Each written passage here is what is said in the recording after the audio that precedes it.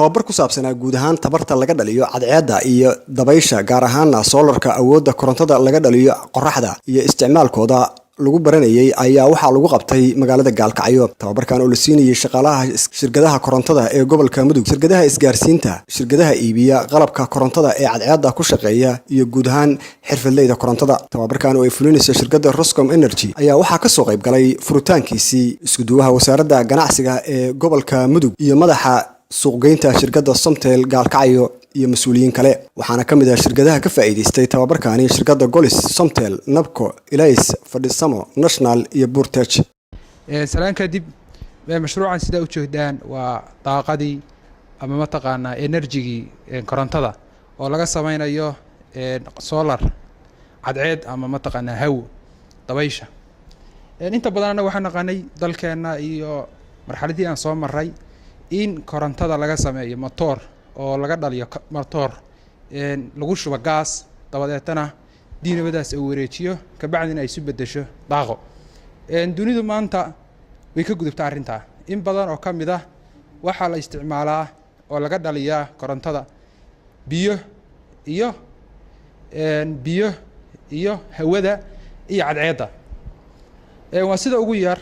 oo ugu cost yar oo ugu dhaqaale yar يعني إنه كوك عضو كورنتو سيدا وجهان معناها أتكويل كده كورنتو لا يبل وأنا هذا ضمانتد بعدون كمان تمريا فكرة ده دنيا ما أنت دنيا ده نسمع ما يصير ما أنت إني سومالي على كانوا كم بيني صورة قليلة يا أما فكرة ده ضد كانوا إني هلان أما أي دي هذا كان أي لا تعاملان أو دنيا ده سيدا اللي قلنا لي هاي أنا نولانه يعني تاس كم بيني أقوم هذا علينا يا barnaamijkan oo markii hore magaalada Gaalkacyo qabtay waxaa nasiib u yeeshay shirkado kala duwan inay ka soo qayb galaan oo ay soo dirsadaan ragooda technician-ka ah ama injineeradooda. waxaa ka mid ahaa shirkadda Nabco ee korontada siisa magaalada Gaalkacyo, sidoo kale waxaa ka mid ah shirkadda Golis Telecom ee magaalada Gaalkacyo, shirkadda Somtel ee magaalada Gaalkacyo. sidoo kale waxaa ka soo qayb galay shirkado gada oo iyagu supplier ah gada koronto qalabka electric iyo qalabka solarka sida shirkadda National, shirkadda Fadhisamo, shirkadda Burtech, sidoo kale shirkadda Xidig ayaa ka soo qayb galay. shirkado kala duwan oo farbama ka soo qayb kala technician ah oo magaalada farsamo iyo maaragtay ka ganacsadaan oo ka shaqeysta oo xoog shaqeystayaal ah oo ka soo qayb galeen. waxaa ka soo qayb galay rag fresh oo hadda injineer cusub oo jaamacad ka soo baxay iyo rag hadda secondary dhameeyay intaba ka soo qayb galeen. barnaamijkan barnaamij aad iyo aad muhiim u ah buu ahaa. injineerada soo qaban qaabiyay barnaamijkan inta badan koorsooyinka noocan oo kale waxay ka dhaca jireen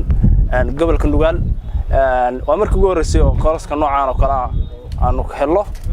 aad iyo aad ma waxa uu mahad celinayaa injineer Maxamed iyo injineer Cabdiraxmaan oo hawshaan ay garanaysaa ka qayb qaatay. raggan la arkasaan waxa weeye waa kambaniyada gobolka ka howlgala ee ka wada socdaan. koorskani wuxuu ahaa koors important oo aad iyo aad muhiim noogu ahaa. waxaan halkan lagu soo bandhigay oo aad ku hadda sidaad u jeedaanba installation-kii oo saxda ah baan helay. aad iyo aad baan waxaan uga mahad celinaynaa qof kasta oo ka qayb qaatay oo hawsha aan garanaysaa saameyn ku lahaa. بسم الله الرحمن الرحيم والصلاة والسلام على رسول الله صلى الله عليه وسلم. magacay waxa عبد السلام عبد القادر جامع waxaan ka socdaa shirkadda Burtech technology qaybta Gaalkacyo. aad baan ugu mahad celinaynaa injineerinta noo keenay mashruucan maantay solar system-ka oo mashruuc naadir ah oo yani maanta ma sha Allah oo mashaariicda solar system-ka adduunka laga faa'iideysto ama ay isku bedelayso korontada ka bedelmayso benziinka iyo waxyaalihi iyo dhuxusha loo isticmaali jiray oo hadda yani nidaam ku soo badan ee waddankeena oo loo bedelay korontada cadceedda. aad baan ugu mahad celinaynaa shirkadda hay'adda dhalinyarada noo keenay mashruucan oo injineerinta.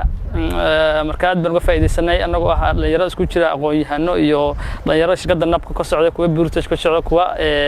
magaalada ka shaqeysta. aad baan mashruucan uga faa'iideynay alxamdulillah rabbil caalamiin. bismillaahir rahmaanir rahiim. assalaamu calaykum waraxmatullaahi wabarakaatuh. magacay waxaa la dhahaa Abshir Maxamed. waxaa electrical engineering wax ka socda shirkadda Nabco. aad baan ugu faa'iideynay barnaamijkan oo ku saabsan solarka. 10 maalmood buu soconayay. dad badan baa ka soo qayb galay. aad iyo aad baan ugu mahadnaqaynaa injineerada iyo shirkadda. waxaa oranayaa yani dadka inay mar walba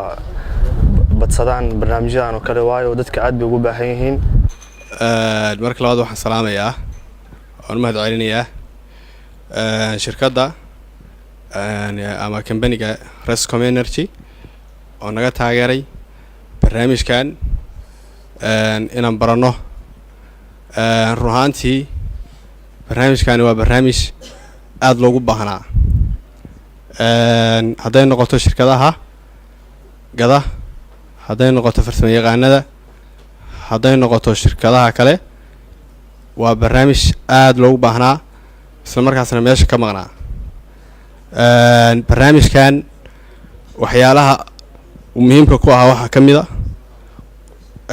haddii lagu soo ogol yahay dadkii iyo isticmaalkiisii iyo sida maaragtay loo isticmaali lahaa iyo haddii lagu soo ogol yahay qaabkii loo maaragtay dadku ay u isticmaali lahaayeen ka shirkad ahaan waa barnaamij aada noogu muhiim ah oo run ahaantii qofku markuu ku yimaado oo kale aad barnaamijkii iyo qaabkii waxaad gado iyo solarkii iyo xiritaankiisii iyo waxaasoo dhan caqabad baa naga haysatay marka horta markooda waxaan mahad celinaynaa shirkadda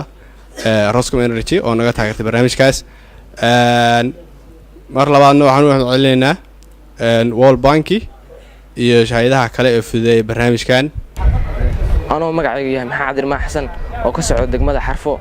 oo waxaan u imaaday magaalada Galkacyo inaan ka barto yani solarka shirkadda Roscom baa nagu qalqaalsay inaan baranno marka waxaan imaanay wuxuu noo soconayaa 10 bari ugu yaraan 10 bari marka ka bacdi hadda waa noo soo gabagaboobi rabaa maalmihii ugu dambeeyay ku jirnaa marka sideen kale الرحمن الرحيم الحمد لله والصلاة والسلام على أشرف المرسلين سيدنا محمد وعلى آله وصحبه أجمعين وبعد وتريننج كسابسن solar energy design and installation oo soconaya Tombri oo maalmo shaqo ah trainingkan waxaanu ku qaadanay oo hadeertaan gabagaba noo maraya qaybo kala duwan designkii baa sameynay waxa sameynay installationkii oo practical ah waxa sameynay measurementkii oo DC measurementkii AC measurementkii oo aan cabiraynay sidoo kale waxaynu sharaxnay solar system components waxyaabaha ka kooban yahay iyo sida isku leeyihiin in badan oo khaladaad oo dhaca xagga designka ah waxa arkaysaa system baa waxa loo xirayaa 24 volt wuxuu qofku keensanayaa inverter ama charge controller 12 volt ah markaas hadhow qalabkii xumaanaya marka ardayda ama engineeradaas u jeedaan waxa ay barteen qaabkii loo kala saari lahaa oo systemka suu isku lahaan lahaa baa la kala baray hadda waxaan hor yaala paneladan panelkaas waxa weeye 200 oo watt kaas oo kalena waa sidoo kale walaalkiis weeye waa 200 oo watt labadooda waxay soo saaraan voltage ah 24 waxa ka mamnuuc ah panelka labada panel in marna lagu xiro system 12 volt ah waa ka mamnuuc hadii uu keeno inverter 12 volt ah ama charge controller 12 volt bis ah waxa dhacaysa in qalabkii wax ka xumaadaan oo marka ama charge controllerkii fuse-kii wixii ka gubtaan okay sidoo kale qalabka loadka DC-ga ah oo 12 volt ah waxa ka mamnuuc in lagu rakibo system 24 ah ama 48 ama marka voltiga waa muhiim in la fiiriyo okay qalabkan kale oo noo yaala solarka Afrika xaba waa 135 على xabad 135 watt waxay soo saarayaan maximum voltage oo 18 ah bi soo saarayaan VOC baad ardayda barnay sidoo kale iyo maximum voltage wax ku duwan yihiin ISC ama short circuit current iyo maximum power current waxay ku kala duwan yihiin iyagana waa sharaxnay oo tijaabana inta tijaabada lagu sameyn karayna waa tijaabinay inta tijaabada lagu sameyn karay sida shortiga oo kale waa u sharaxnay macnaha qaabka uu ku imaanayo marka waxa muhiim ah sidoo kale batteriga in la ogaado sida isku leeyihiin solarka iyo batteriga goormuu charge garan kara solarka goorma dooranaysa batteriga maxaa lagu cabirayaa battery capacity-ga in ampere hour lagu cabiray dadka qaar ko ampere bis ka dhac ku leen battery waxa soo gadanaya 100 ampere ah sida saxda waxa weeye battery waxa soo gadanaya 100 ampere hour ah waxa isku jira amperkii hourskii oo usage-ka saacadaha isticmaalaysay ah marka iyadana waxa barnay ardayda oo ay ka faa'iideysteen engineeradan ku muuqda oo ka kala yimid shirkada kala duwan oo deegaan Gaalkacyo iyo Mudug Xarfo meel kala duwan ka yimaadeen deegaanadaas dhan marka waxay ka faa'iideen sida la isku yeelin maartay isku qaadan karaan systemkan solarka iyadoo laga soo bilaabayo solar PV oo la soo maray cableladii la soo maray charge controllerkii batteriga la soo maray ilaa inverterkii ilaa loadkii laga soo gaarayo baa ku tababarnay marka insha Allah waxaan rajaynayaa tababarku noqdo tababar qiimo ah maartay dad ka faa'iideystayna ay sidii tahay u apply gareeyaan somteel ahaan anaguba guud ahaan waa inaan ogaano waxyaalaha ku saabsan xirfadu inay ka duwan tahay maanta Soomaaliya baahi badan waxay u qabtaa dadka dhalinyarada wax barataa inay xirfadaha bartaan intii burburka ka dambeysay oo jaamacaduhu yimaadeen dadku waxay xoog ka saareen waxyaalaha aan ahayn xirfada sida businesska administrationka iyo waxyaalo lamid ah laakiin sida runtaa markaad u fakadid qofka xirfadda yaqaano noloshiisa iyo nolol maalmeedkiisu dabaanad ayay ku jidhaa wuuna shaqaysan karaa waana u fududahay shaqo inuu helo laakiin malaayiinta qof oo aan xirfadda aqoon laga yaabo aqoon badan xitaa inay leeyihiin waxaa laga yaabaa inaysan shaqo si fudud aysan u helin yani inaad noqotaan kuwa wixii la baray oo wanaagsanaa ku camal falaa oo mataqaanaa dadkooda iyo deegaankooda iyo dalkooda ugu adeega iyo naftooda aada iyo aad baan intaas war badan dhihi mahayo mashruucu maanta waa inoo gebagabo waa inoo xirmayaa waxaan leeyahay kuwii ka faa'iidaysta oo mustaqbalkooda iyo jiilashooda iyo deegaankooda iyo dalkooda ugu adeega ilaahay hayna ka dhigo aada iyo aad baad ugu mahadsan tihiin annaga laftiga iyagu ka dowlad ahaan iyo ka wasaarad ahaan mashruucan iyo dadka ku tababartay aada iyo aad baan ula socon doonaa il gaara ayaan ku fiirin doonaa kambaniyada mashruucan ku shaqeeya oo gobolkeena ka jira iyo kuwa ka ganacsadaba iyagana waxaan leeyahay si gaar ah isha ugu haya dadka xirfaddan bartay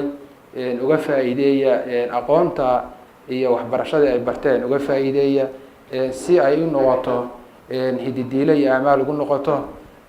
ragga ku shaqeeya xirfaddan waxaan leenahay kuwa aan ku shaqeyn gacan qabta waxa ay barteen si ay u noqdaan wax laga faa'iido aysan uga dhuminin waxaan leeyahay si habsimi leh u wada shaqeeya raggiina shaqeeya oo programkan iyo mataqaanaa xirfaddan la baray dadka ku shaqeeya inta aan shaqaynin si waxooda ay ugu noqdaan wax la xifdiyey ama mataqaanaa wax sii jiri mustaqbal dheer aysan u noqon wax dhuma waxaan leeyahay si volunteer ah aynala shaqeeyeen